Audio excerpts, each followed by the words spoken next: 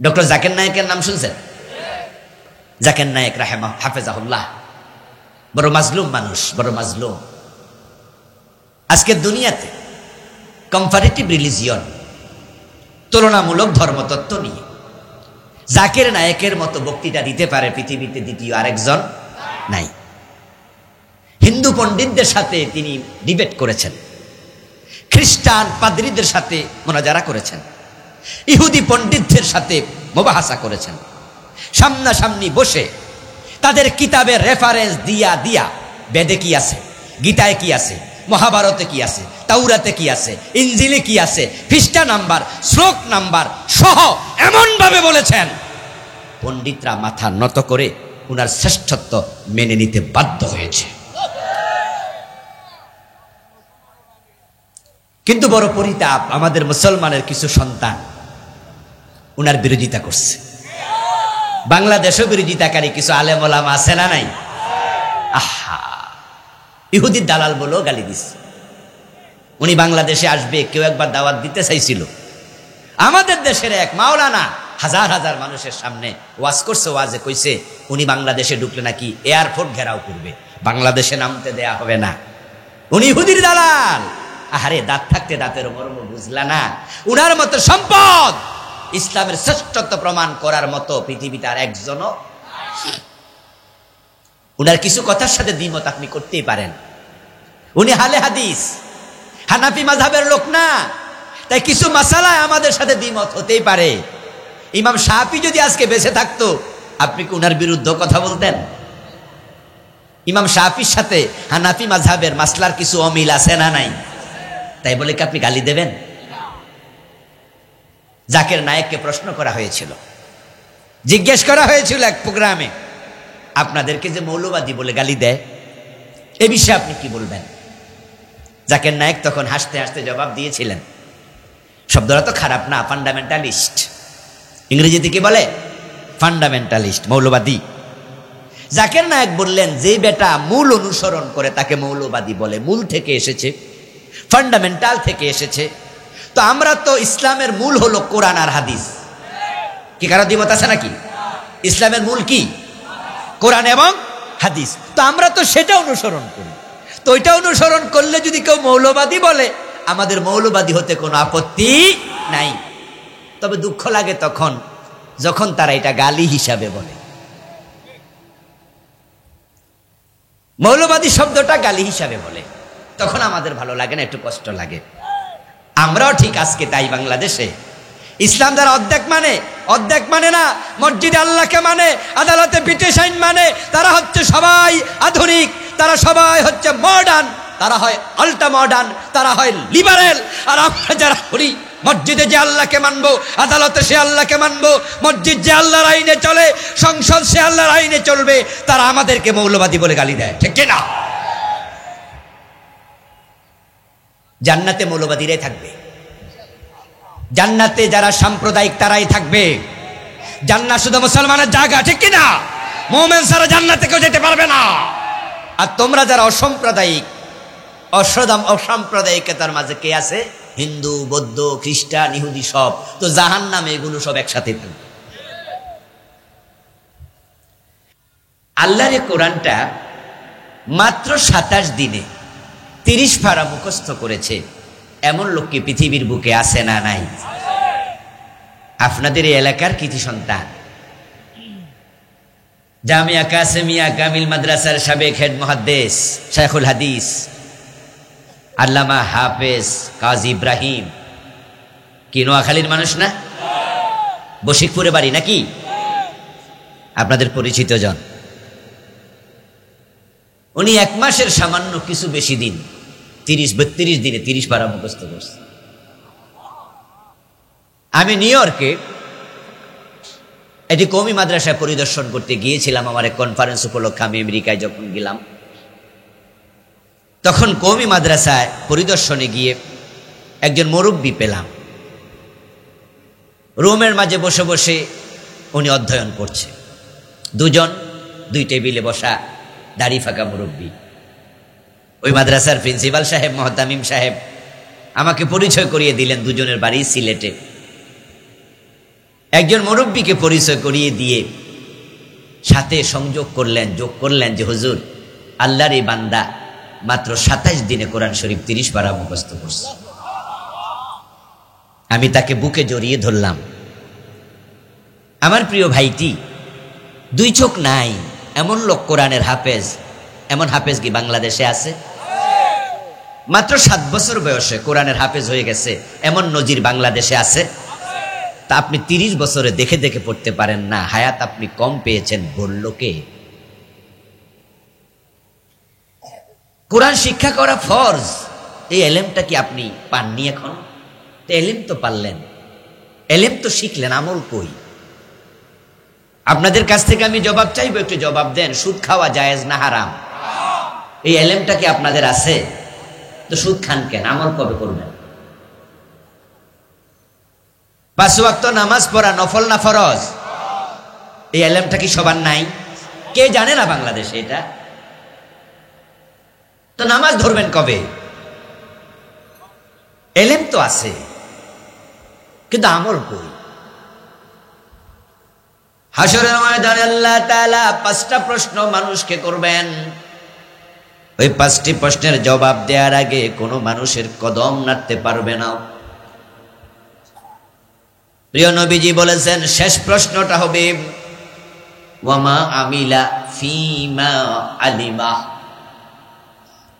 সে যা শিখেছে, যা জেনেছে, তার কতটুকু আমল করে মরছে।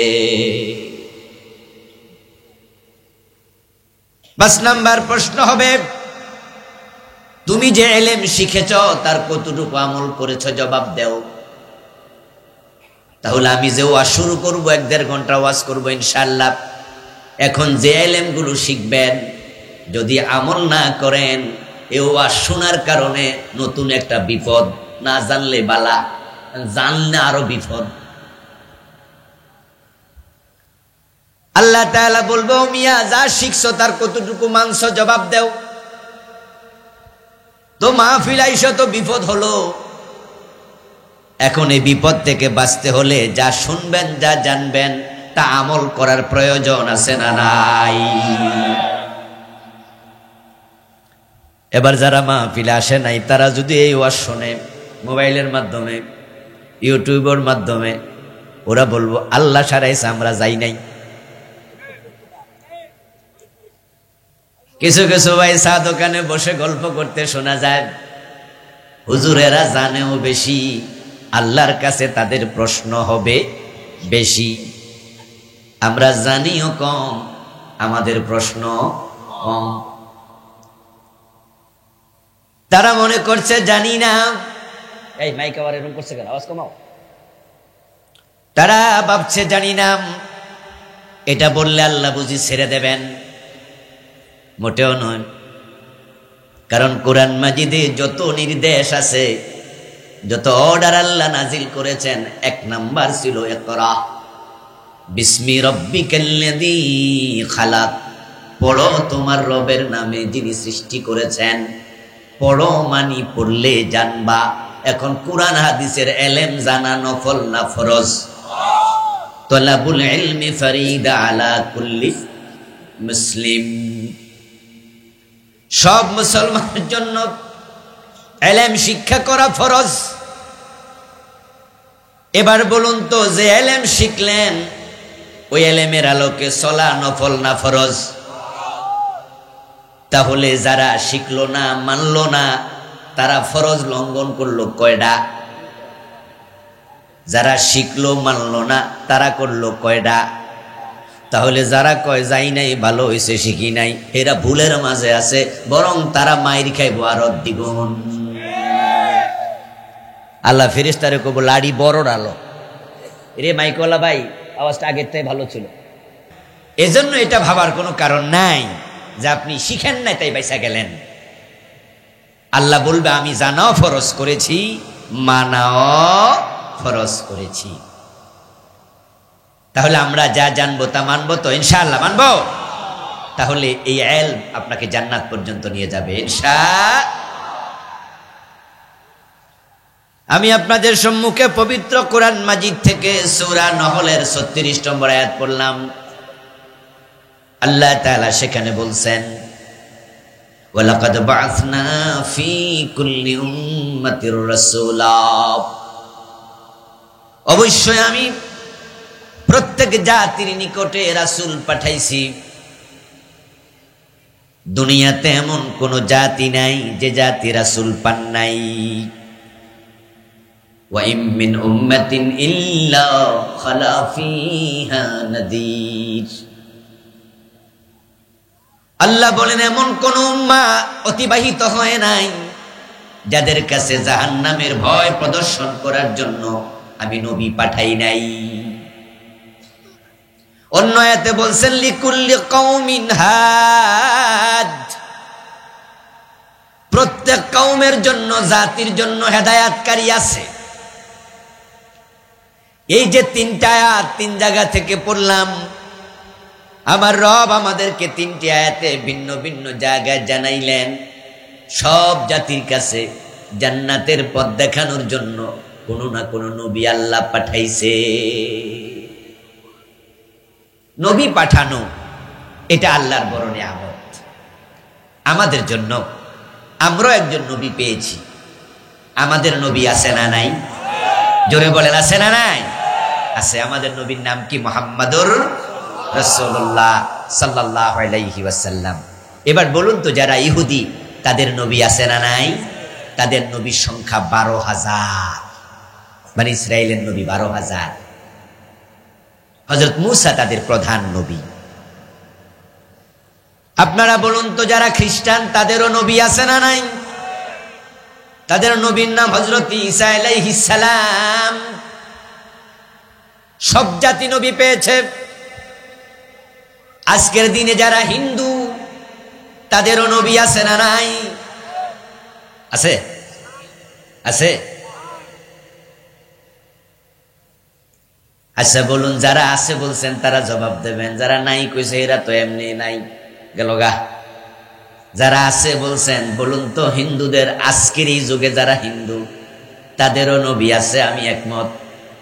যারা বলছে নাই তাদের সাথে আমি একমত না। হিন্দুদেরও নবী আছে। এবার বলুন তো, হিন্দুদের নবীর নাম কি? কি নাম? মাশাআল্লাহ, এই যে সঠিক জবাব দিয়েছে দুইজনে।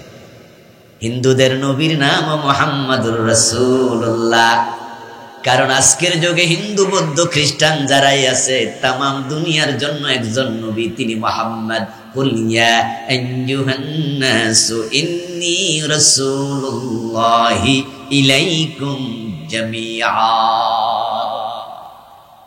মুসলমানের আল্লাহ কে? মুসলমানের সৃষ্টিকর্তা কে? কথা বলেন, মুসলমানের রব কে? হিন্দুদের সৃষ্টিকর্তা কে? বৌদ্ধদের কে? ইহুদিদের কে? তো সব মানুষের আল্লাহ কয়জন? তো সব মানুষের নবীও।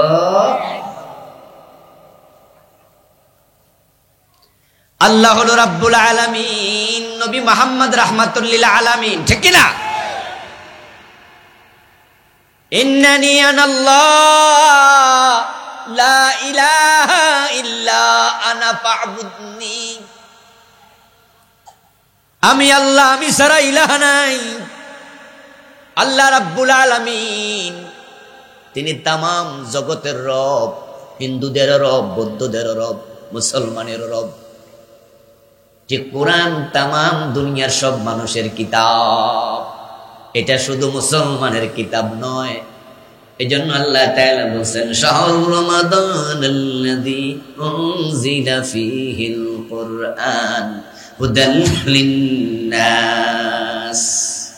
হুদাল লিন্নাস, রমাদান মাসে আমি কোরআন নাজিল করেছি, শুধু মুসলমানের জন্য নয়, হুদাল লিন্নাস, সব মানুষের জন্য। নাস শব্দের অর্থ কি? মুসলমান ভাইরা কথা বলুন, নাস অর্থ কি? কুল ইয়া আইয়ুহান নাস ইন্নী রাসূলুল্লাহি ইলাইকুম জামিআ। বলুন, হে নবী আপনি বলে দেন, ও মানুষেরা, আমি তোমাদের সবার জন্য রাসূল। এবার বলুন তো, নাস অর্থ যদি মানুষ হয়, হিন্দু কি মানুষ না? বৌদ্ধ কি মানুষ না? সবাই মানুষ। আমরা নবী পেয়েছি, আমাদের নবী মুহাম্মদ সাল্লাল্লাহু আলাইহি ওয়াসাল্লাম। বাতাসটা আমার গায়ে একটু লাগাই তো ভাই, লাগতেছে না, একটু এমন ভাবে যেন লাগে। আর এদিকে দাও, এবার ঠিক আছে, ধন্যবাদ। এই নবী পাওয়াটা বড় দয়া, বড় রহমত। কারণ যদি জমিনে নবী না আসতেন তাহলে মানুষগুলো নিজের চিন্তা খাটাইয়া জান্নাতের পথ কোনোদিন খুঁজে পেত না। কারণ জান্নাতের পথ খুঁজে পাওয়ার জন্য যে মেধা বুদ্ধি দরকার, ওই পরিমাণ মেধা বুদ্ধি আল্লাহ মানুষকে দেন নাই। মানুষের এলেম খুবই কম। আর জান্নাতের পথ খুঁজে পাওয়া দূরের কথা, এ ঢাকা থেকে সিটাং গেলে রাস্তায় খুঁজে পায় না। আরে জান্নাতের পথ খুঁজে পাওয়া বহু পরের কথা। এক এলাকা থেকে আরেক এলাকা গেলে পশ্চিম পূর্বই চিনে না, এমন ঘটনা আছে না নাই? আচ্ছা, দূরে যাইয়া দিক হারাইছেন এমন কেউ কি এখানে নাই? এমন কেউ আছেন? বেশ লাগে না? সবাই লাগছে?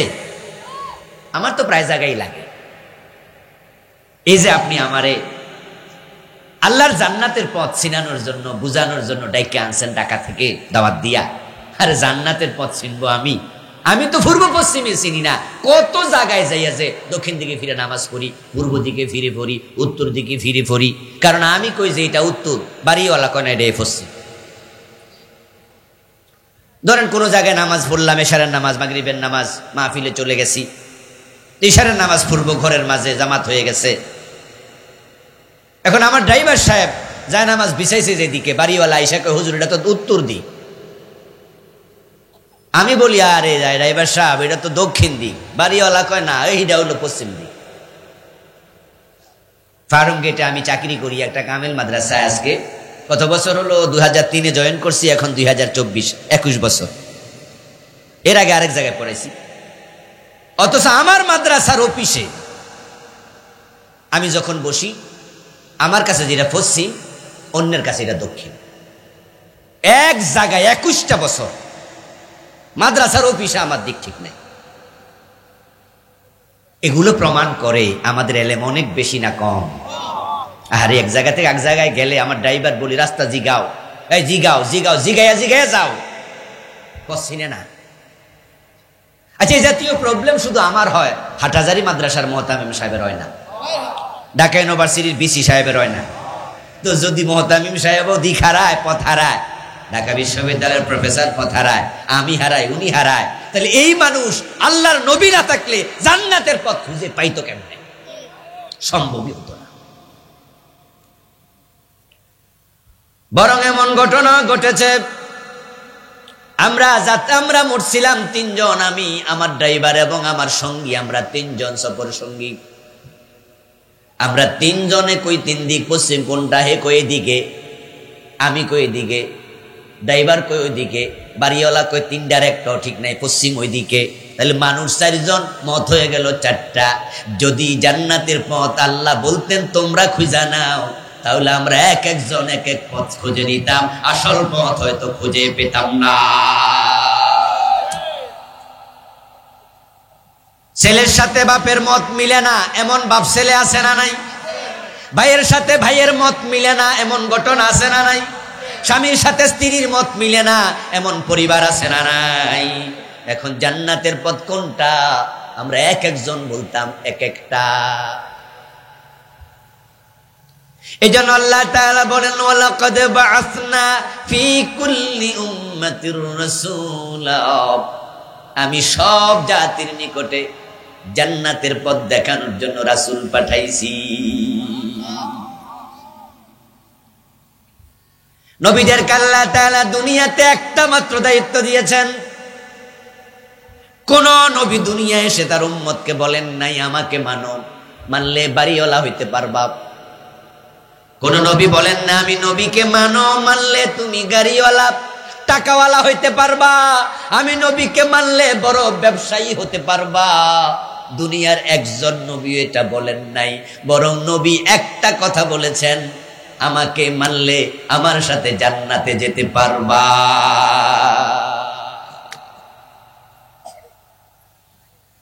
আমাদের নবী মুহাম্মদুর রাসূলুল্লাহ সাল্লাল্লাহু আলাইহি ওয়াসাল্লাম কি বললেন শুনুন। প্রিয় নবীজি বলছেন, মান হাব্বা সুন্নতি, ফাকাদ আহাব্বানি ওয়া মান আহাব্বানি কানা মাই ফিল জান্নাহ। যে আমি নবীর আদর্শ, আমার সিরাত, আমার সূরত অনুসরণ করবে, সে প্রমাণ দেবে আমি নবীকে সে ভালোবাসে। আর যে আমার সুন্নাহ অনুসরণ করে আমার ভালোবাসার প্রমাণ দিতে পারবে, কানা মাই ফিল জান্নাহ, সে উম্মত আমার সাথে আল্লাহর জান্নাতে ঢুকবে। প্রিয় নবীজি বলেন না আমি নবীকে মানলে বাড়িওয়ালা গাড়িওয়ালা টাকাওয়ালা হওয়া যায়, বরং প্রিয় নবীর কাছে এক সাহাবী এসে বললেন, ইয়া রাসূলুল্লাহ, আমি আপনাকে ভালোবাসি, আমি আপনাকে অনুসরণ করি, আপনাকে মানি। আল্লাহর হাবিব প্রশ্ন করলেন, তোমার দাবি সঠিক? সত্যি তুমি আমাকে ভালোবাসো, আমাকে অনুসরণ করতে রাজি? ওই সাহাবী জবাব দিলেন, আল্লাহর কসম, আমার এই দাবি সত্য, আমি এটা মানি। এবার প্রিয় নবী বলেন, তাহলে দুঃখ দুর্দশা মুসিবতের জন্য প্রস্তুত হয়ে যাও। নবীকে মানলে বাড়ি চলে যায়, গাড়ি চলে যায়, চাকরি চলে যায়, দোকান চলে যায়। শুধু কোরআন সুন্নাহ মানার কারণে বাংলাদেশে কত জনের চাকরি গেছে, কত মামলার আসামি হয়েছে, শুধু নবীর পথে চলার কারণে বিনা দোষে ফাঁসির মঞ্চ যাওয়া লেগেছে।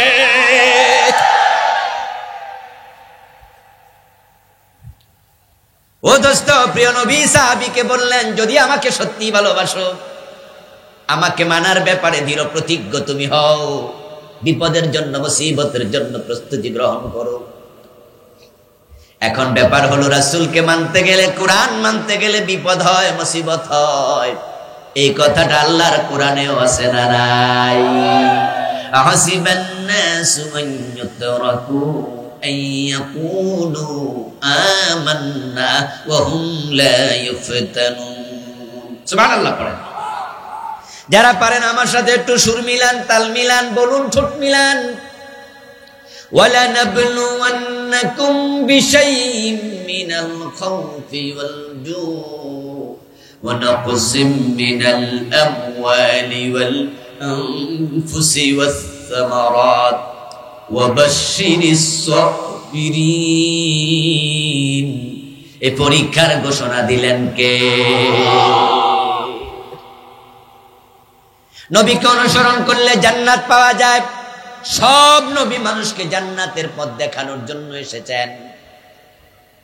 আমার বন্ধু, নবীদের দাওয়াত ছিল জান্নাতমুখী দাওয়াত। এখন আল্লাহর জান্নাত যদি আমরা পেতে চাই, নবীর অনুসরণ করা দরকার আছে না নাই? নবীর দাওয়াত শুনুন, কি দাওয়াত দিয়েছেন একটু পরে বলবো। আগে বলছি নবীরাই জান্নাতের পথ দেখায়, আর নবীদেরকে জান্নাতের পথ দেখাইছে কে? স্বয়ং আল্লাহ। নবী ছাড়া জান্নাতের পথ কেউ দেখাতে পারবে না। ও দোস্ত, নবী ছাড়া অন্যের কাছে যদি জান্নাতের পথ খোঁজার জন্য আপনি যান, তাহলে বিভ্রান্তি তৈরি হবে। নবী ছাড়া যারাই অন্যের কাছে কোরআন হাদিস বাদ দিয়া জান্নাত খুঁজতে গেছে, হিদায়াতের পথ থেকে তারাই বঞ্চিত হয়েছে। ডজন ডজন প্রমাণ আমি দিতে পারবো। আমাদের দেশেও যারা কোরআন সুন্নাহ বাদ দিয়া পীরের হাতে ধরছে, বন্ড পীরের কাছে ধরা পড়ছে, বন্ড পীরের কাছে যাইয়া ঈমান হারাইছে, এমন লোক বাংলাদেশে আছে না নাই? পীরের কাছে যাওয়ার পরে পীর পায়ে সেজদা নেয়, ওই মুরিদ পীরের পায়ে সেজদা দিয়া ঈমান হারায়, মুশরিক হয়ে যায়। এমন ঘটনা বাংলাদেশে আছে না নাই? সে যদি কোরআনের কাছে যেত, নবীর কাছে যেত, তাহলে আল্লাহ ছাড়া কাউকে সেজদা দিতে রাজি হতো না। আমার প্রিয় ভাইরা, জান্নাতের পথ কোনটা এটা শুধু নবী দেখাবেন। এখন জান্নাতের পথ কোনটি? প্রিয় নবী সাহাবায়ে কেরামকে একদিন দেখালেন। হাতের মাঝে একটি কাঠি নিলেন, কাঠি নিয়ে তিনি মাটির মাঝে আঁকা বাঁকা কিছু আঁক দিলেন। তারপর মাঝখান দিয়ে একটা জোরে লম্বা টান মারলেন। প্রিয় নবীজি এবার আঁকা কি শেষ করে বলেন, আমার সাহাবারাও এই যে মাটির মাঝে আমি অনেকগুলো আঁক দিলাম, এই আঁকের মর্ম কি তোমরা জানো নাকি? উপস্থিত সাহাবারা বললেন, না, আমরা জানি না। আল্লাহু ওয়া রাসূলুহু আলাম, আল্লাহ এবং তার রাসূল ভালো জানেন।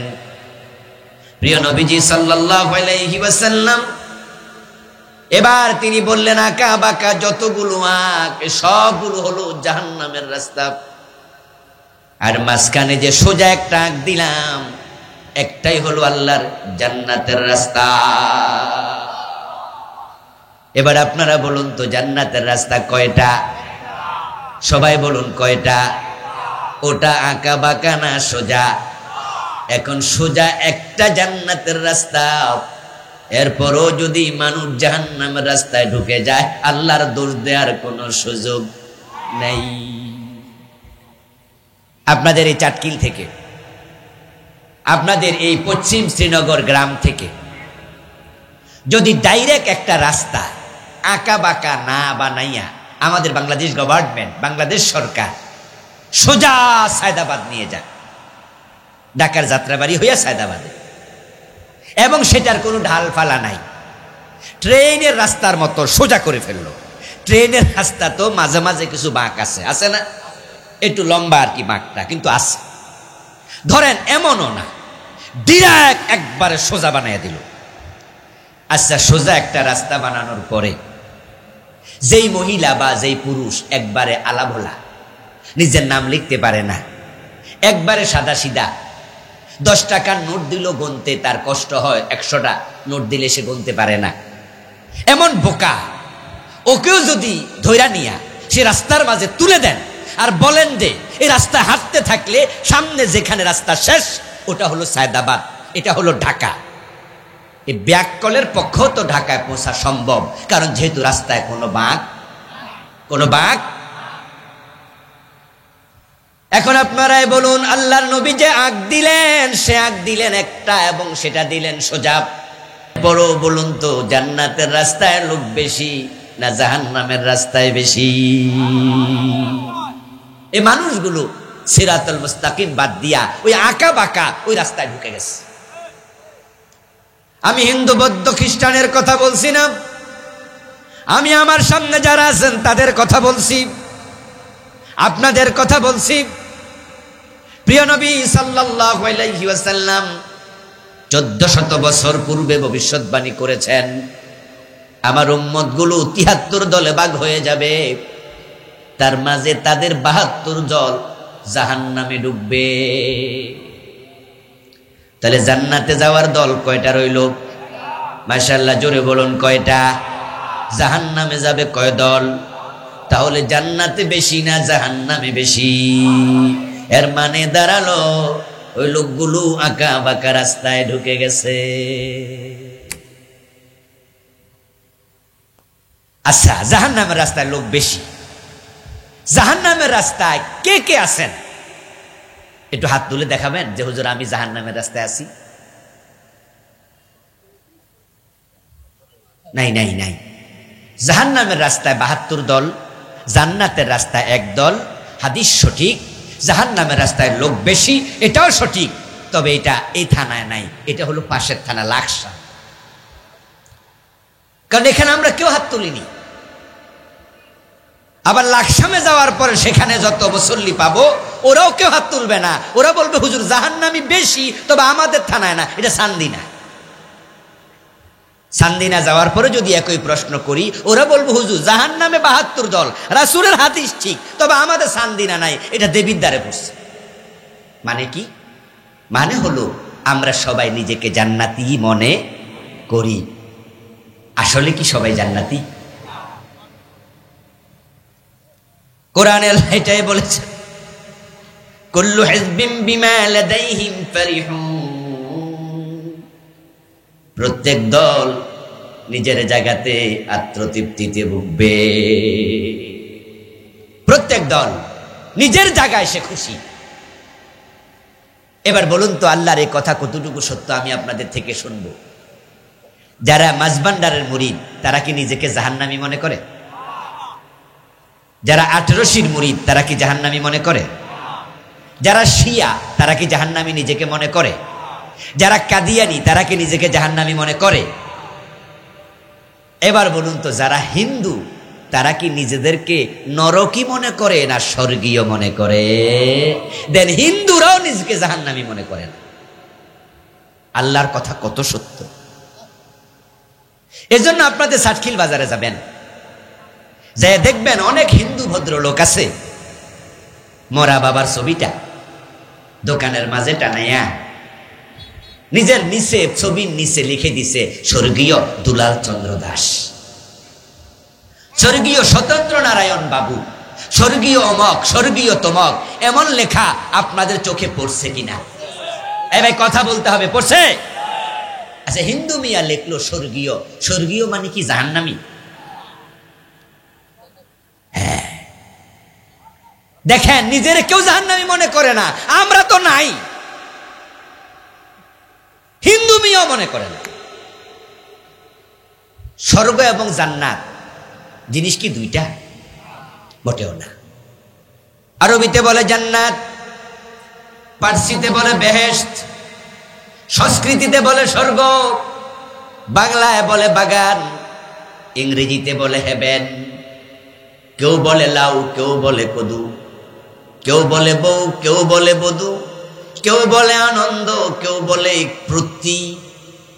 ফুর্তি করে না? মজা করে, আনন্দ ফুর্তি।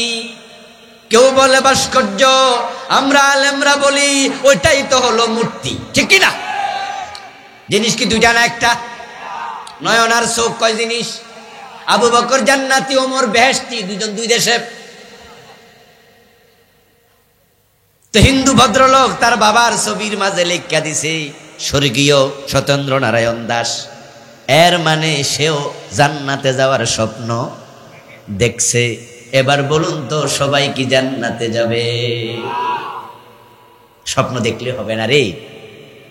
তা আপনারা যারা আমার সামনে বসা, আপনিও মনে মনে ভাবছেন বেহেশত আল্লাহ আমারে না দিয়া, বেহেশত কি জো বাইডেন দিব? বেহেশত আমারে না দিয়ে কি ডোনাল্ড ট্রাম্প ফেরে দিব? যে ডোনাল্ড ট্রাম্প আল্লাহ জীবনে বলেন একবার, জো বাইডেন আল্লাহকে একটাবার সেজদা দিল না, আল্লাহ খ্রিস্টানরে জান্নাত দেবে, ইহুদিরে দেবে, তাসলিমা নাসরিনরে দেবে। আমি মসজিদে দিনে 5 বার যাই, আমারে দেবে না তো কাকে দেবে? আমি বলি দোস্ত শোনো, 5 ওয়াক্ত নামাজ পড়লে জান্নাত মিলে না। কোরআনে আছে ফাওয়াইলুল লিল মুসাল্লিন। বাংলা অর্থ পড়বেন বাড়ি যাইয়া। আমি একটু বলে দেই, অর্থটা হলো কিছু মুসল্লির জন্য ওয়াইল দোজখ। সব নামাজি জান্নাতে যাবে না। قال النبي صلى الله عليه وسلم الويل واد في جهنم يهبي فيه الكافر 40 خريفا قبل ان يبلغ قارا। প্রিয় নবীজি বলছেন, ওয়াইল হচ্ছে জাহান্নামের একটি গর্তের নাম, যে গর্তে জাহান্নামীকে ফেলে দিলে তলায় যেতে 40 বছর লাগবে। কয় বছর লাগবে? আরে ভাইয়েরা কথা বলতে হবে তো, কয় বছর? আরে এই হাদিস যে নবী বলছেন, তিনি একদিন একটি উদাহরণ দিলেন। প্রিয় নবী বলছে, হাতের মাঝে একটা স্কাল, মানুষের মাথার কঙ্কাল, পুরাতন কবরস্থান থেকে কেউ হয়তো আয়না রাখছে। প্রিয় নবী ওই কঙ্কালটা হাতে নিলেন, হাতে নিয়ে সাহাবায়ে কেরামকে বললেন, আকাশ থেকে যদি এই কঙ্কালটা জমিনে ছেড়ে দেয়া হয়, তাহলে সকালবেলায় ছাড়লে সন্ধ্যা হওয়ার আগেই এটা জমিনে পৌঁছে যাবে। অথচ আকাশ থেকে জমিনের দূরত্ব 500 বছরের রাস্তা। আবার বলছি, প্রিয় নবী বলছেন, কঙ্কালটা যদি আকাশ থেকে ছেড়ে দেয়া হয়, সকালবেলায় ছাড়লে সন্ধ্যা হওয়ার আগে এটা জমিনে চলে আসবে। অথচ দূরত্ব 500 বছরের রাস্তা। কিন্তু ওয়াইল নামক জাহান্নামে এই কঙ্কালটা ছেড়ে দিলে তলায় যেতে 40 বছর লাগবে। এবার বুঝো জাহান্নামের ওই গর্তটা কত দূর, কত লম্বা। ওই ওয়াইল নামক গর্তে যাবে কিছু মুসল্লি, আল্লাযীনা হুম আন সালাতিহিম সাহুন, যেই নামাজিরা নামাজের ব্যাপারে গাফেল, জোহর পরে আসর পরে না, আসর পরে মাগরিব পরে না, জুমা পরে ওয়াক্তিয়া পরে না, শুধু ঈদের নামাজ পড়ে, জুমার নামাজটাও পড়ে না। এমন কিছু জালেম নামাজি আছে না নাই? তুমি নামাজ পড়ো, তুমি জাহান্নামী। আল্লাযীনা হুম আন সালাতিহিম সাহুন, নামাজের ব্যাপারে গাফেল। এর মানে সময় মতো নামাজ পড়ে না, অসময়ে পড়ে। জোহর পরে আসরের টাইমে, আসর পরে মাগরিবের টাইমে, মাগরিব পরে এশার টাইমে, ফজরের টাইমে ঘুমায়া থাকে, সূর্য উঠলে নামাজ পড়ে। এরকম অভ্যাস হইয়া গেছে, টাইম মতো নামাজ পড়ে না, ওই নামাজি ওয়াইল দোজকে যাবে। আল্লাযীনা হুম আন সালাতিহিম সাহুন, নামাজের ব্যাপারে বেখবর গাফেল। এর মানে নামাজে কি বলে তা বোঝে না। নামাজে বলে আল্লাহু আকবার, আল্লাহ তুমি মহান, তাই তাকবীর দেওয়ার পর থেকে সালাম ফিরানো পর্যন্ত তুমি ছাড়া কারো কথা মানি না। এই লোকটাই আদালতের চেয়ারে বসলে আল্লাহর আইন মানে না। আবার এই নামাজিটাই আবার সংসদে এমপি হইয়া যখন যায়, আল্লাহর আইনে একটা আইনও বানায় না, তখন ব্রিটিশ আইনে দেশ চালায়। নামাজে আল্লাহ মানে, আদালতে আল্লাহ মানে না। এমন নামাজির জন্য আল্লাহ ওয়াইল দোজক বানাইছে।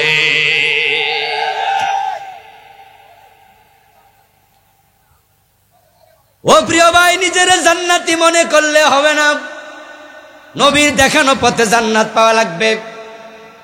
সিরাতে মুস্তাকিমে চলো। সিরাতে মুস্তাকিম জান্নাতের পথ, এটা বড় দামি রাস্তা। এখন এই পথ কোথায় পাবেন? প্রতিদিন নামাজে দাঁড়াইয়া আল্লাহর কাছে পথের প্রার্থনা আমরা কমপক্ষে 17 বার করি, সব নামাজি। যদি শুধু ফরজ নামাজও পড়ি, 5 ওয়াক্তে ফরজ নামাজ রাকাত সংখ্যা 17, 17 রাকাতে 17 বার সূরা ফাতিহা আছে না নাই? ইহদিনাস সিরাতাল মুস্তাকিম। ও আমার আল্লাহ, আমার রাসূল যে আগ দিছিল, ওই সিরাতে মুস্তাকিম তুমি আমারে দেও। আমি বাঁকা রাস্তায় ঢুকতে চাই না। ওই রাস্তাগুলো ইহুদিদের রাস্তা, খ্রিস্টানদের রাস্তা, ঠিক কি না? গায়রিল মাগদুবি আলাইহিম ওয়ালাদ-দাল্লিন, যাদের উপর তুমি অসন্তুষ্ট, যারা পথভ্রষ্ট, তাদের পথ আমাদেরকে দেখাইও না। আল্লাহর কাছে 17 বার আপনি দোয়া করেন, আমার সিরাতে মুস্তাকিম দেও। আচ্ছা, দোয়া করার পরে এবার আমি আপনাদেরকে জিজ্ঞাসা করছি, এই সিরাতে মুস্তাকিম কি বাজারে কেনা যায়? ফ্যাক্টরিতে বানানো যায়? টাকাওয়ালা হইলে কি ক্ষমতার দাপটে, টাকার দাপটে সংগ্রহ করা যায়? এখন এটা পাবেন কই? কোরআনের প্রথম সূরা ফাতিহা, ওখানে আল্লাহ তাআলা বলেন আমার কাছে সিরাতে মুস্তাকিম চাও।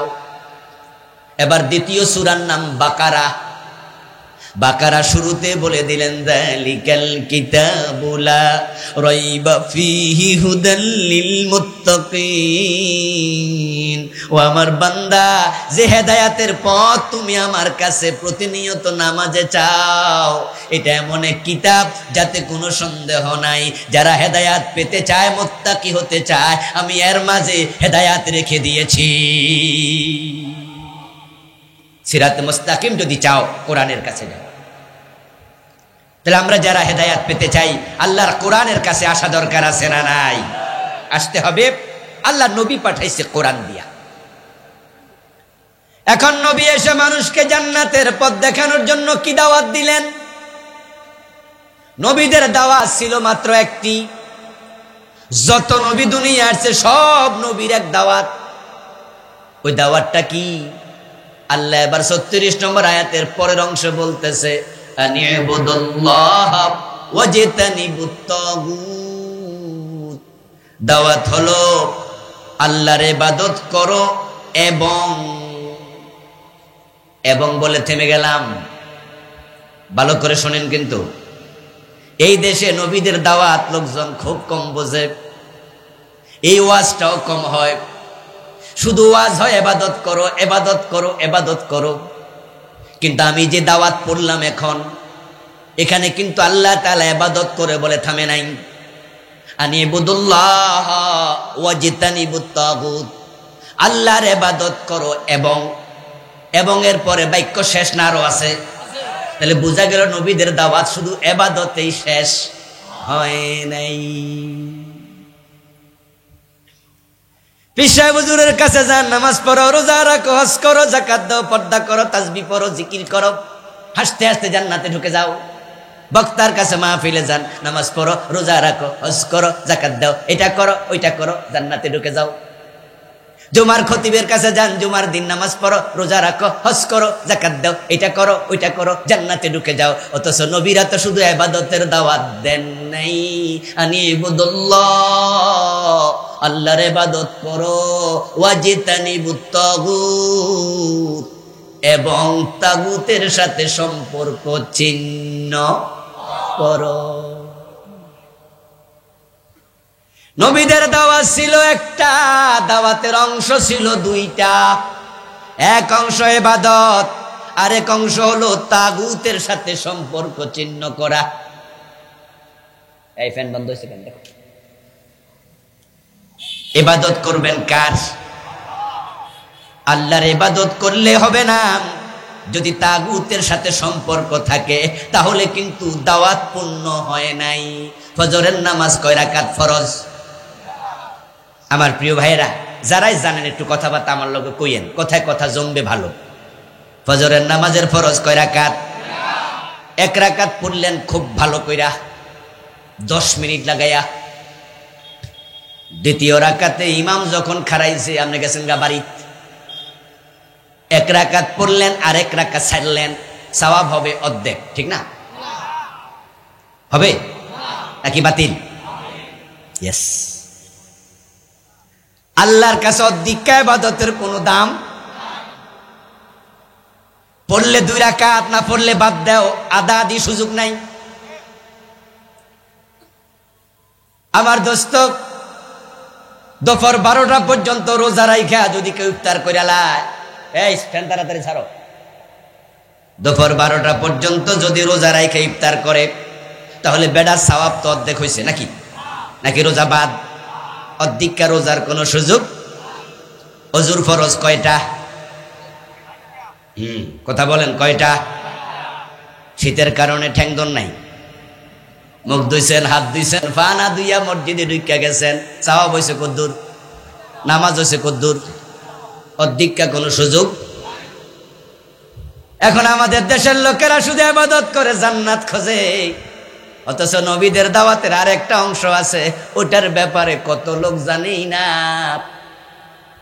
আমি এমনও ধারণা করতে পারি আজকের মাহফিলও আছে, এই যে নবীদের দাওয়াতের আরেকটা অংশ আছে কোরআনে, এটা জানে না এমন 2-4 জন আজকের মাহফিলেও আছে।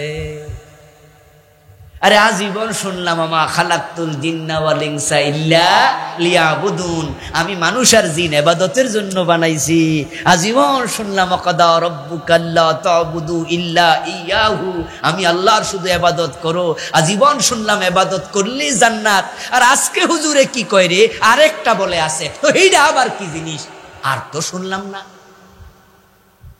আচ্ছা, আরেকটা যে আছে, এটা কি আমি বানাইয়া কইলাম না কোরআনে আছে? সূরার নাম নাহাল। কি নাম? নহল মানে মৌমাছি, মৌমাছির সূরা। নামটা যেন পোক্ত থাকে আর কি, যেন অর্থস বুঝাই দিলাম। কারণ কাছাকাছি নামে আরেকটা সূরা আছে নামাল। নমল মানে পিপিলিকা, পিঁপড়া। আমার আজকে তেলাওয়াতকৃত আয়াত পিঁপড়া না, মৌমাছির সূরা। কি নাম? সূরাতুন নাহাল। সবাই বলুন, সূরার নাম কি? আয়াত নাম্বার কত? 36, 36। আয়াত নাম্বার কত? বাড়ি যাবেন, বাড়ি যাই আপনি মিলাবেন, আবুল কালাম আজাদ বাসার কি বানাইয়া কইল? আচ্ছা, আল্লাহর কোরআন কি বানাইয়া বলা যায়? কোন সুযোগ আছে? তো আমার আল্লাহ বলতেছে, আমি যত নবী দুনিয়া পাঠাইছি, সব নবী উম্মতকে একটা দাওয়াত দিছে। ওই দাওয়াতের 2টা অংশ ছিল। ফজরের নামাজের ফরজের 2টা রাকাত আছে। আপনি মানলে 2 রাকাত মানেন, না মানলে বাদ দেন। 1 রাকাত পইরা অর্ধেক সওয়াবের আশা করা চরম বোকামি। রোজা যদি আপনি রাখতে চান, আল্লাহর বক্তব্য হলো সুম্মা আতিম্মুস সিয়ামা ইলাল লাইল। রোজা শুরু করছো সুবহে সাদেকের সময়। যদি রোজাদার হতে চাও, রোজাওয়ালা হতে চাও, সূর্য ডুবা পর্যন্ত রোজা রাখো। 12টা বাজে 1টা বাজে ইফতার করার কোনো সুযোগ নাই। অর্ধেক মানবা অর্ধেক মানবা না, সুবিধাবাদ জিন্দাবাদে মোমেন থাকা যায় না।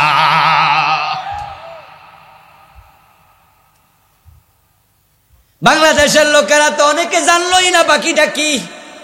এই লোকগুলো নামাজ রোজা হজ যাকাত লইয়া জাহান্নামে যাবে। কারণ হলো তারা নামাজও পড়ে, তাগুতের সাথে সম্পর্ক রাখে। এমন লোকের সংখ্যাই বাংলাদেশে বেশি। কারণ অনেকে তাগুত কি সেটা পড়ে নাই, জানে নাই। এ তাগুত না চেনার কারণে, না জানার কারণে এ তাগুতের কাছে মাইয়া বিয়া দেয়, তাগুতের জামাই বানায়, তাগুতের ব্যয় বানায়, তাগুতের নির্বাচন করে, তাগুতের ভোট দিয়া এমপি বানায়, তাগুতের সাথে দহরম মহরম, আবার নামাজ পড়া কপালো কালো করছে। অথচ তাগুতের সাথে সম্পর্ক থাকলে তার কোনো ইবাদত আল্লাহ কবুল করবেন না। তাগুতের সাথে যার সম্পর্ক আছে সে তো মুমিনই না। আর যার ঈমান নাই তার ইবাদতের মূল্য আল্লাহর কাছে এক আনাও। এই জন্য মুমিন হওয়ার জন্য আল্লাহ সত্য দিয়েছেন কোরআনে। 1 নাম্বার হলো তাগুতের সাথে সম্পর্ক কাট অফ করো, তারপরে কালেমা পড়ো। আমি একটা আইকিউ টেস্ট নেব। নোয়াখালীর মানুষ তো এমনিই অনেকে আলেম, আশা করছি উত্তর দিতে পারবেন। বলুন তো, হারাম বর্জন আগে না ইবাদত আগে? মাশাআল্লাহ, কোরআনের আয়াত এটাই, কুলু মিনাত তাইয়্যিবাতি ওয়া আমালু সালিহাত। আগে হালাল খাও, তারপরে আমল করো। সিরিয়াল কিন্তু আছে। এর জন্য হারাম খাইয়া ইবাদত করলে ইবাদত কবুল, হারাম টাকায় কেনা কাপড় পরে নামাজ পড়লে কবুল। এর জন্য আগে হালাল, তারপরে ইবাদত। ঠিক আগে হলো তাগুতের সাথে সম্পর্ক কেটাফ, তারপরে হলো কালেমা পড়ো।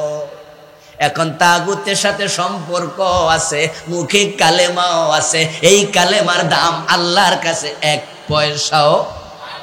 তার প্রমাণ কোরআনের আয়াত।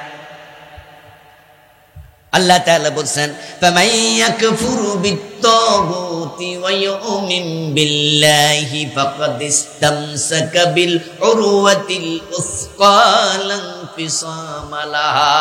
সবাই আওয়াজ দিয়া বলেন সুবহানাল্লাহ।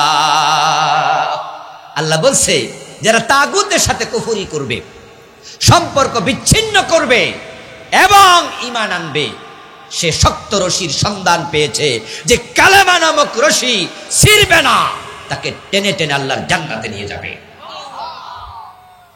এখন তাগুতের সাথে সম্পর্ক ছিন্ন করা ফরজ, নবীদের দাওয়াতের 2য় অংশ।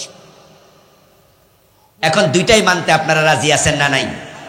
2টাই মানবেন? তাহলে আমি 2টা নিয়ে সংক্ষেপে কথা বলি, কিছু শুনবেন তো ইনশাআল্লাহ? না হলে কিন্তু নিজের লস হবে। কারণ তাগুতের সাথে সম্পর্ক রেখে মরার অর্থ হলো আপনার আমল সব বাদ। এই জন্য আমরা যখন কালেমা পড়ি, আমাদের কালেমাতে প্রথম অস্বীকৃতি, 2য় অংশে স্বীকৃতি। কালেমার 2টি অংশ, একটার নাম নফি আর একটার নাম ইসবাত। এই জন্য দেখবেন পীর সাহেব হুজুররা যখন কালেমার জিকির দেয়, তালিম দেয়, লা ইলাহা ইল্লাল্লাহ, এই জিকিরকে উনারা বলে এটা হলো নফি ইসবাতের জিকির। নফি মানি না, আমি মানি না।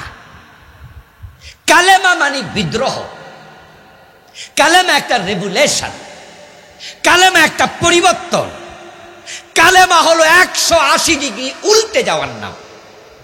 একটা লোক লাতকে মানত, উজ্জাকে মানত, হবলকে মানত, ইয়াসাবকে মানত, নাইলাকে মানত, 360 মূর্তিকে মানত, কিন্তু যেই মাত্র বলবে লা ইলাহা ইল্লাল্লাহ, এখন আল্লাহ ছাড়া কাউকে মানতে পারবে না। ঠিক কিনা? মানার সুযোগ আর। এটা আমার দিকে একটু হালকা ধরুন তো। আমাদের দেশে যারা হিন্দু, তারা কি দুর্গারে মানে? কথা বলে না। যারা হিন্দু তারা কি সরস্বতীরে মানে? তারা কি লক্ষ্মীরে মানে? তারা কি গণেশকে মানে? মানে কি না? তারা 33 কোটি দেবতাকে মানে। আচ্ছা, এখন কোন হিন্দু যদি পড়ে লা ইলাহা ইল্লাল্লাহ, এখন থেকে আল্লাহ ছাড়া কাউকে মানতে পারবে? এই জন্য কালেমার নাম রেগুলেশন, বিপ্লব।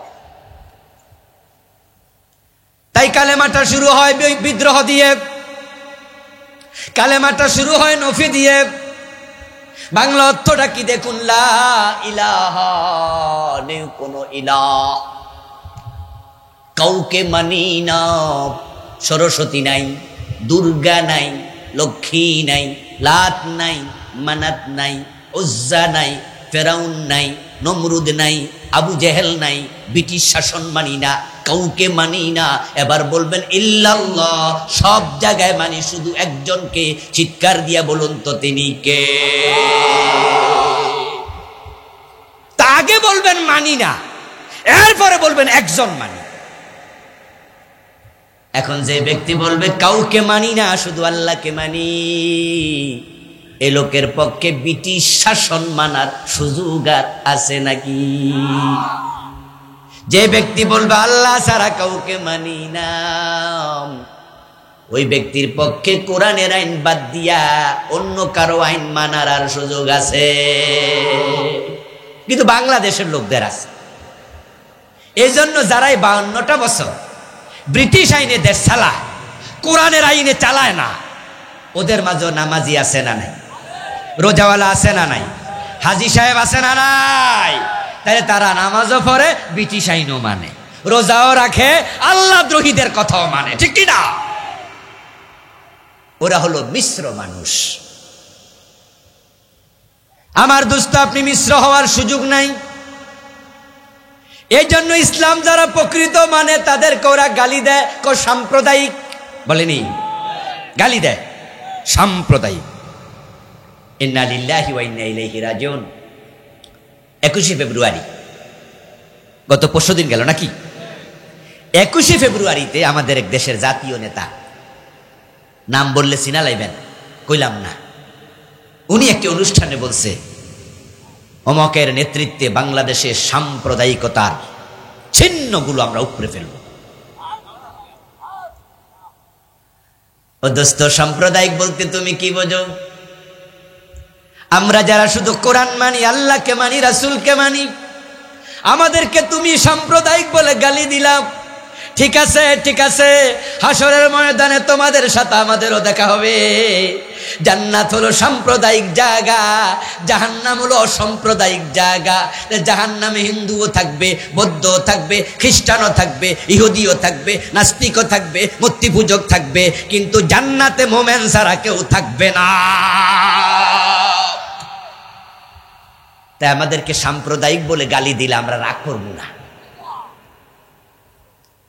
শুধু কোরআনের কথা, রাসূলের কথা মানার কারণে আল্লাহ ছাড়া কাউকে মানব না, কোরআন ছাড়া কোনো আইন মানি না, এই কথা বলার কারণে মৌলবাদী বলে গালি দেয়।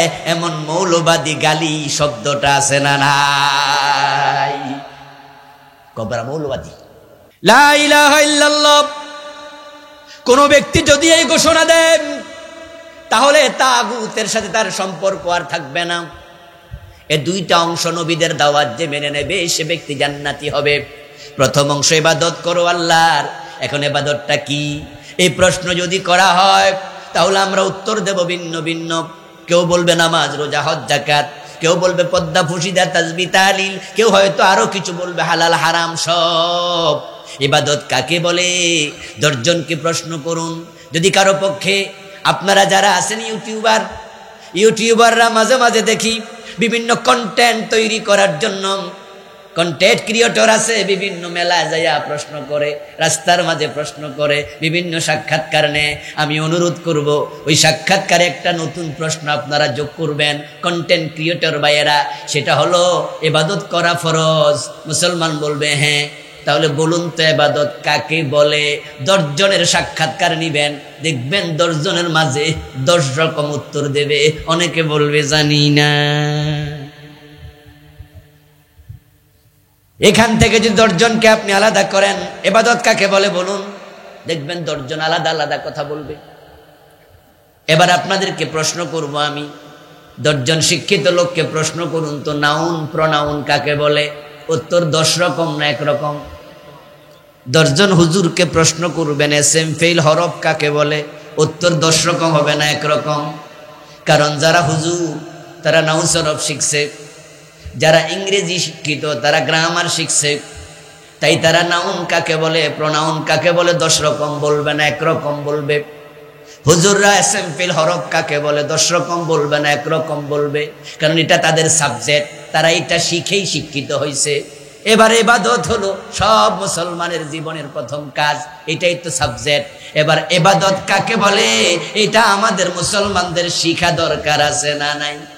তাহলে ইবাদতের সংজ্ঞা কি এটা শিখবেন কবে? আপনি যে বললেন নামাজ ইবাদত, রোজা ইবাদত, আমি বললাম দোস্ত তাই নাকি? নামাজ যদি ইবাদত হয় তাহলে সূর্য ওঠার সময় নামাজ পড়লে সওয়াব হয় না গুনাহ হয়? তো নামাজ ইবাদত হইলে গুনাহ হবে কেন? রোজা যদি ইবাদত হয়, ঈদের দিন রোজা রাখলে সওয়াব হয় না গুনাহ হয়? তো ইবাদত করলে গুনাহ হবে কেন? আসলে দোস্ত নামাজ রোজার নাম ইবাদত না, এগুলো ইবাদতের ছোট ছোট অংশ। ইবাদতের সংজ্ঞা ভিন্ন জিনিস, যেটা আমরা অনেকে শিখলামই না, অথচ দাবি করি আমি ইবাদত করি। না বুঝার কারণেই তো বাংলাদেশের লোক এমন হয়েছে, নামাজও পড়ে আবার সুদেও টাকা লাগায়। রোজা রাইখা অফিসে ফাইল আটকায়া ঘোষ খায়, এমন রোজাদার অফিসার আছে না নাই? এই যে রোজা আসতেছে আগামী 15-20 দিন পরে তো রোজা, নাকি 15-16 দিন পরে ইনশাআল্লাহ। আচ্ছা বলুন তো, রোজার মাস আসার সাথে সাথে বাংলাদেশের অফিসের সব ঘোষ দুর্নীতি বন্ধ হয়ে যাবে, ঠিক না? কি বন্ধ হবে না? আমার দোস্ত, অফিসারদের মাঝে 50% রোজাদার। সব অফিসার বেরোজগারি না, বরং আমার তো মন বলে রোজাদার 50%-এরও বেশি। অফিসে যখন যাবেন দেখবেন যে রোজার মাসে 10 জন অফিসার যদি থাকে মুসলমান, তার মাঝে 7 জন 8 জনই রোজাওয়ালা, কিন্তু ওই 7-8 জন গোশ ছেড়ে দিছে।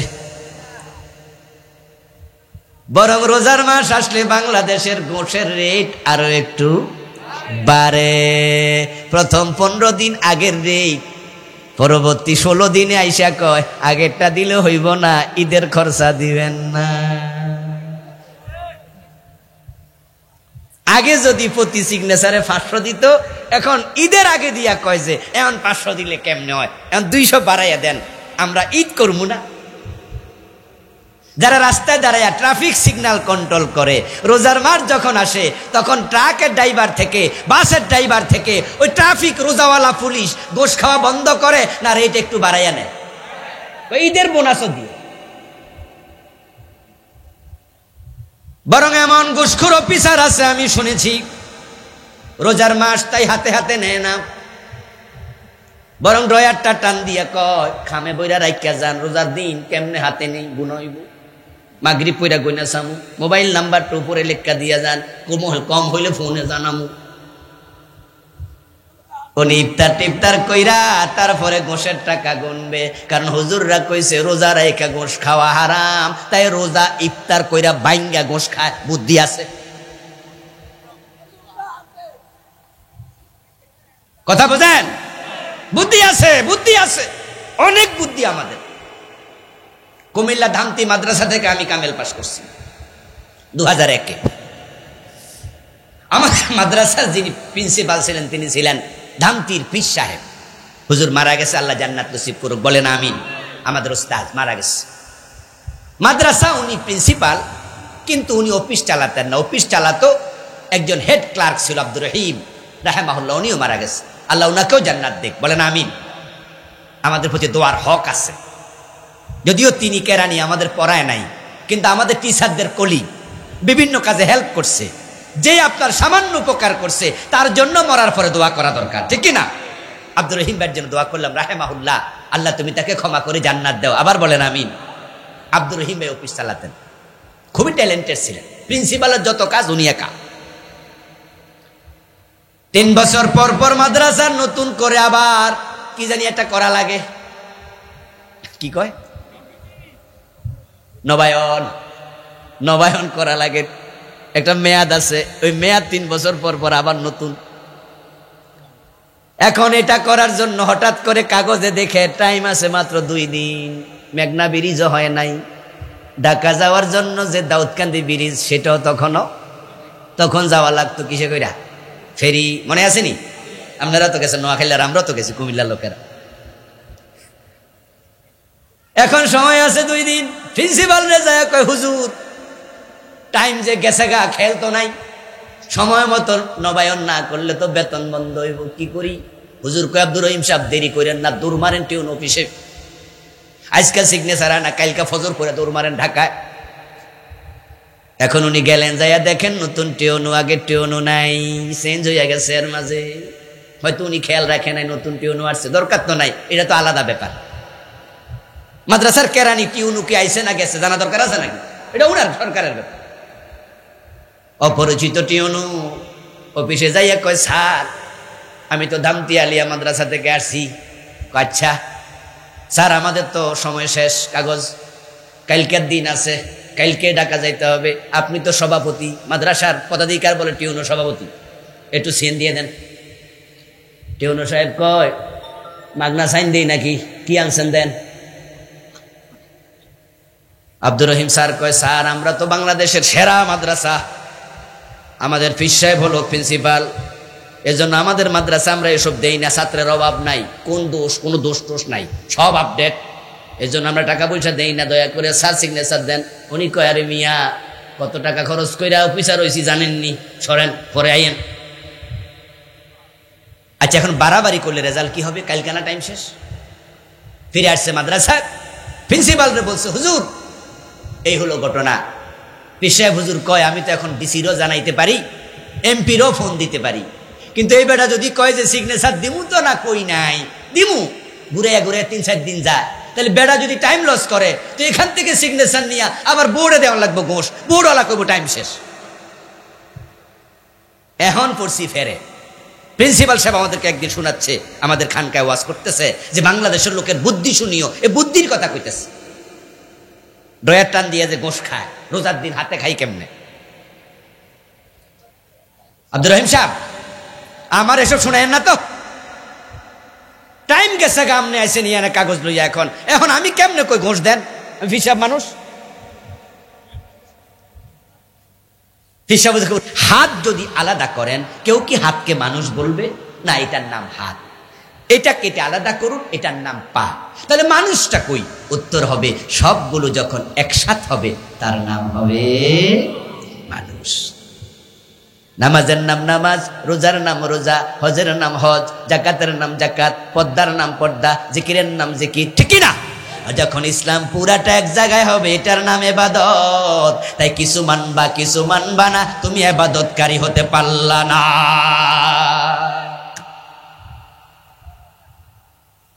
এখন প্রিয় নবীজি যা করেছেন সেটা ইবাদত, যা ছেড়েছেন সেটা ইবাদত।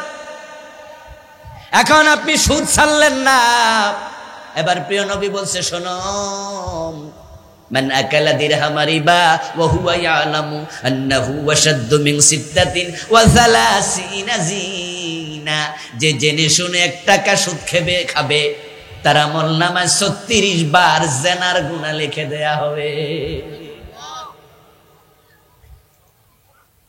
100 টাকা সুদ খেলে 3600 বার জিনার গুনাহ হবে, 1000 টাকা সুদ খেলে 36,000 বার জিনার গুনাহ হবে। এখন সুদ খায়াও জান্নাত খোঁজে, নামাজ পড়ে কপালে কালো দাগ, ইমামের পিছনে দাঁড়ায়া নামাজ পড়ে, অথচ বেটা এলাকায় সুদে টাকা লাগাইয়া রাখছে। প্রিয় নবীজি বলেছেন, সুদ খেলে 73টা গুনাহ, সবচেয়ে ছোটটা হলো নিজের মায়ের সাথে জিনা।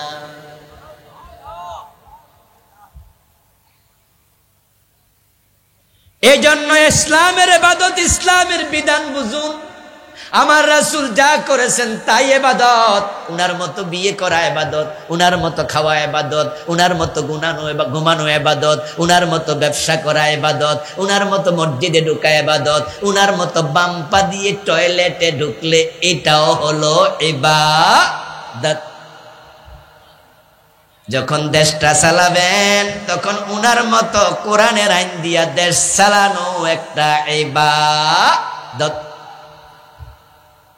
উনার হোল লাইফ আমাদের জন্য মডেল আদর্শ। লাকাদ কানা লাকুম ফি রাসূলিল্লাহি উসওয়াতুন হাসানা। এভাবে আপনি থুতু ফেলবেন কিভাবে? রাসূল ফেলেছেন যেভাবে। নখ কাটবেন কিভাবে? রাসূল কেটেছেন যেভাবে। আপনার জীবনের বটম থেকে টপ, পাকঘর থেকে সংসদ ভবন, ব্যক্তি জীবন থেকে আন্তর্জাতিক বলয়, এভরি হয় আর এভরি মোমেন্ট রাসূল আপনার জন্য আদর্শ। প্রতিটা কাজে ইবাদত। আপনি রাসূলের মতো বসে থাকেন, সুবহানাল্লাহ পড়েন, জিকির করেন, ব্যবসা করেন, কৃষিকাজ করেন, চাকরি করেন, বাণিজ্য করেন, যা করেন, ছাগল চরান, ছাগল চরানোটাও ইবাদত। এবার পরের অংশ, ওয়াস্তানিবুত তাগুত। তাগুতের সাথে সম্পর্ক চিহ্ন করো। তাগুত কি? তাগুত কি এ নিয়ে আমি বই লিখেছি। আমার ড্রাইভার সাহেব, এই আসো তো, তুমি বইগুলা দিও বলেছি। এই ড্রাইভার কই? হ্যাঁ, ও গাড়ি লক হয়ে গেছে।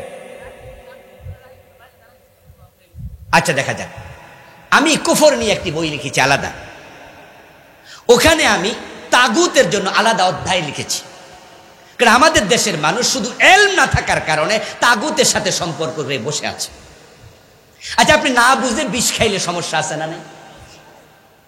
না বুঝে বিষ খাইলে তো মুসিবত। আপনি জানেন না যে বিদ্যুতে হাত দিলে শক করে, যে না বুঝে হাত দিলে শক করবে না? তো তাগুতের সাথে সম্পর্ক চিহ্ন করতে আল্লাহ বলেছে। আপনি না বুঝা তাগুতকে ভালোবাসা মরে গেলেন, ঝামেলা আছে না নাই? তাগুত শব্দটি তুগয়ান থেকে এসেছে। তুগয়ান মানে হচ্ছে সীমাদ্রোহ, বিদ্রোহ, সীমা লঙ্ঘন। যেই ব্যক্তি আল্লাহর দিন মানে না সে তাগুত নয়, সে পাপী। যেমন আমাদের দেশে কত বেনামাজি, সে তাগুত না, পাপী। যে আল্লাহ দিন বিশ্বাসী করে না সে হলো কাফের, তাগুত না। যেমন হিন্দু, বৌদ্ধ, খ্রিস্টান। তাগুত হলো ওই ব্যক্তি যে নিজে মানে না, অন্যকে মানতেও দেয় না। আচ্ছা, আমাদের দেশে যারা বেনামাজি তারা কি আমাদের নামাজ পড়তে বাধা দেয়? আচ্ছা, আমাদের হিন্দুরা কি আমাদের মসজিদে যাইতে বাধা দেয়?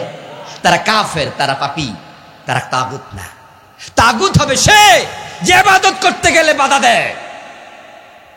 মনে মনে ভাবছেন তাহলে এমন লোক বাংলাদেশে নাই তো হুজুর? আছে, আছে না নাই? চোর ধরে হাত কাটা আল্লাহর আইনের ভিতরে আছে, কোরআনে আছে। রাসূল কি কেটেছে? এটা কি ইবাদত না? আচ্ছা, আমাদের দেশের চেয়ারম্যান সাহেব চোর ধরা পড়ার পরে ওনার বোর্ড অফিসে হাত কাটা দিলে চেয়ারম্যানই থাকবো? দেখবেন তার বিরুদ্ধে রাষ্ট্রদ্রোহ মামলা করে দেবে। আমাদের দেশে যে ম্যাজিস্ট্রেট আছে, কুমিল্লা ম্যাজিস্ট্রেট কোর্ট, আপনাদের নোয়াখালী ম্যাজিস্ট্রেট কোর্ট, চোর ধরে তাকে দিলেন। ম্যাজিস্ট্রেট যদি বলে চোরের হাত কেটে দাও, ম্যাজিস্ট্রেটের চাকরি থাকবে? তাহলে ম্যাজিস্ট্রেট যদি দেখায় আল্লাহর কোরআনের আইনে হাত কাটছি, তখন কিছু লোক আসবে ৭১ চ্যানেল তো টেলিভিশনের ক্যামেরা লইয়া হাজির হইয়া যাবে, বলবে মিয়া দেশের আইনের বিরুদ্ধে তুমি হাত কাটছ। তখন তার চাকরি খেয়ে ফেলবে। এতে প্রমাণ হয় একদল লোক আল্লাহর আইন মানে না, আমাদেরকে মানতেও দেয় না। রাস্তায় যখন আমরা চলবো কোন পাশে চলা সুন্নত? ডান পাশে না বাম পাশে? এখন ডান পাশে আমি গাড়ি চালাইলে ট্রাফিক পুলিশ সেলুট দেবে না মামলা দেবে? তা আমাকে সে ডান পাশে চলতে দেবে না। জিজ্ঞাসা করলে বলবে হুজুর আইনের বইতে আছে ডান পাশে চলা যাবে না। এটার নাম বাংলাদেশে রাইট নাকি রং? ডান পাশে চলা বাংলাদেশে কি সাইড কয়? রং শব্দের অর্থ সঠিক না ভুল? তো রাসূল বলছে ডাইনে চলো, তুমি উম্মত হইয়া এটাকে ভুল ধরো, তোমার ঈমান থাকলো কেমনে? এজন্য মাঝে মাঝে যখন কোনো কারণে আমি ডান পাশে চলি, আমার গাড়ি, আমাদের দাউদকান্দি মাঝে মাঝে বিশাল জ্যাম লাগে এই টোল প্লাজা। তখন জিপিএসে দেখি, এই গরিপুর যাই বলি জিপিএস দেখো জ্যাম আছে? হ্যাঁ হুজুর 25 মিনিটের জ্যাম, 20 মিনিটের জ্যাম। তো ড্রাইভারকে বলি ডাইন পাশে ঢোকো। তো আমার গাড়িতে আবার বিএফি হরন টরন আছে, আবার পুলিশরা তো অনেকে দেখলে চিনে, তো ধরলে হুজুর সেটা দেন জায়গা, একটু সাহস মাহস লইয়া ডাইন পাশে চলি। ডাইন পাশে যখন চলি ড্রাইভারকে কোনোদিন বলি না রং সাইডে রোকো, বলি ডাইন সাইডে রোকো। কারণ আমার রাসূল যেটাকে লাইট বলেছে এটাকে উম্মত রং বলতে পারে না, ঠিক কিনা? কিন্তু বাংলাদেশে বলে এটা রং সাইড। আমি ঢাকায় যদি ওই রাইট সাইডে আপনার ডান পাশে গাড়ি চালাই, পুলিশ দেবে মামলা। পুলিশকে জিজ্ঞাসা করলে বলবে কিতাবে আছে, বইতে আছে, আইনের বইতে আছে, ডান পাশে চলা যাবে না, রং সাইড। আমি যদি আদালতে গিয়ে বলি ম্যাজিস্ট্রেট সাহেব জরিমানা করেন না, আমি রাসূলের সুন্নাহ মানছি, ম্যাজিস্ট্রেট বলবে, ওখানকার বিআরটির অফিসার বলবে এসব চলবে না হুজুর, ১৫০০ টাকার মামলা ১৫০০ টাকা দিয়ে যান, আমাদের দোষ নাই, আমরা তো আইন বানাই নাই, যারা আইন বানাইছে হেরারে জিগান। এখন যারা সংসদে বসে আইন বানায় তারা চাইলেও তো ইসলামের আইন বানাতে পারতো। যারা আল্লাহর আইন বাদ দিয়া ব্রিটিশ আইন ঢুকাইছে তারা সবগুলো তাগুত হয়ে যাবে।